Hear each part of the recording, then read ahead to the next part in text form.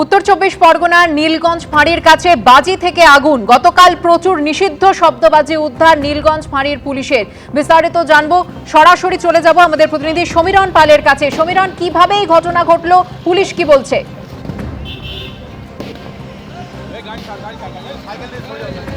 দেখো, আজকে সাত সকালে বারাসাত পুলিশ জেলার দত্তপুকুর থানার অন্তর্গত নীলগঞ্জ পুলিশ ফাঁড়ির সামনে জড়ো হওয়া বাজি থেকে বিস্ফোরণ এবং অগ্নিকাণ্ড। ক্যামেরা এই মুহূর্তে রয়েছে ঘটনাস্থলে। ক্যামেরাম্যান দিব্যেন্দু সিংহ তোমায় ছবিটা দেখাচ্ছে যে এই যে ঘটনাস্থল, সেখানে প্রচুর পরিমাণ গতকাল রাতে প্রায় 240 কেজি নিষিদ্ধ শব্দবাজি উদ্ধার করে নীলগঞ্জ ফাঁড়ির পুলিশ।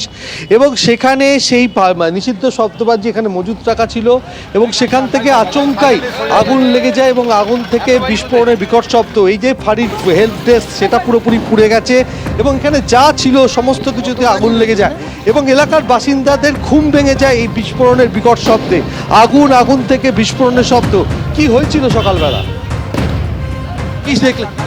আমরা এসে দেখছি ওই পুড়ে গেছে, ওরা সব পরিষ্কার করতে এসে, আর কিছু দেখিনি। অর্থাৎ এলাকার যারা বাসিন্দারা রয়েছেন তাদের বক্তব্য হচ্ছে আচমকাই বিস্ফোরণ এবং এই যে বসতি, সেখানে বাসিন্দাদের ঘুম ভাঙে বিস্ফোরণের শব্দে। কি আওয়াজ হয়েছে? আওয়াজ হয়েছিল বলতে কি বাজি ফুটছিল, চরবার চরবার করে বাজি ফুটছিল যখন আগুনটা লেগেছে।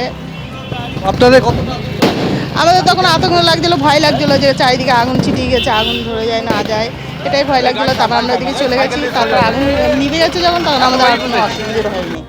আমরা আতঙ্কিত হয়ে পড়েন এলাকার বাসিন্দারা এবং পুলিশ যেটা জানাচ্ছে গতকাল সন্ধ্যায় এই যে নীলগঞ্জ পুলিশ ফাঁড়ি এলাকা, সেখান থেকে প্রায় 240 কেজি নিষিদ্ধ শব্দবাজি উদ্ধার করা হয় এবং সেই বাজি মজুত রাখা ছিল এখানে।